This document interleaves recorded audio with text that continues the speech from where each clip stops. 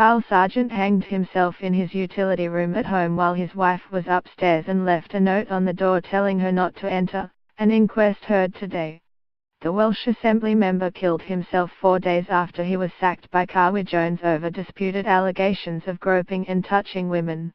Mr. Sargent, 49, hanged himself in a lean-to off the utility room of his ex-council house home in Coes Quay, Deeside after his wife Bernie, 48, found a handwritten note on the door. It urged her not to come in and just call the police, but she ignored the request, entered and found him fatally injured on the floor. Mr. John Giddens, senior coroner for North Wales, opened and then adjourned the inquest in Ruthin, Denbighshire today and described his death as an apparent act of self-harm.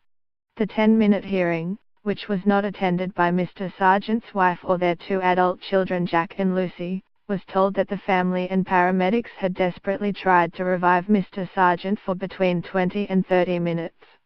Carl Sargent's wife Bernie, 48, pictured together, found her husband dead at their home in Coes Quay last Tuesday. An inquest heard today. Carwy Jones called in police after his house in South Wales, pictured last Tuesday, was sprayed with graffiti hours after he refused to resign over Carl Sargent's death. A provisional cause of death was given as hanging. Mr. Giddens said his inquest will not consider the truth of allegations made against Mr. Sargent or making adjudications on who is right or wrong. Mr. Sargent, 49, was found in a lean-to off the utility room of his ex-council house home in Coes Quay, Deeside after his wife had found a note on the door of the utility room. Mr. Giddens, senior coroner for North Wales, said he would hold a full and fair investigation into the death and would examine what steps the Welsh Assembly took to look after Mr. Sargent's mental welfare after the allegations had been made against him. He said he would be seeking statements from First Minister Mr. Jones and possibly others at the Welsh Assembly in the coming weeks. But he said the inquest would not consider the veracity of the allegations made against Mr. Sargent. He said, "Nor will I be looking at Cardiff and the Welsh Assembly or Labour Party and making adjudications as to who was right and wrong and who can be trusted. It may well be that the events of the days preceding his death may be relevant to my inquiry. It is simply too early to say at this stage.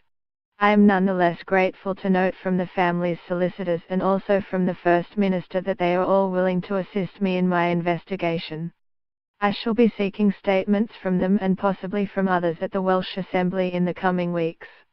Mr. Giddens said he would be looking at steps taken by the Assembly regarding Mr. Sargent's mental welfare after the allegations were made against him. He said, "My responsibilities as a coroner require me to give consideration to the prevention of future deaths. With this aspect of my role in mind, I shall be examining carefully the steps taken by the Assembly to have regard to Mr. Sargent's mental welfare prior to his death.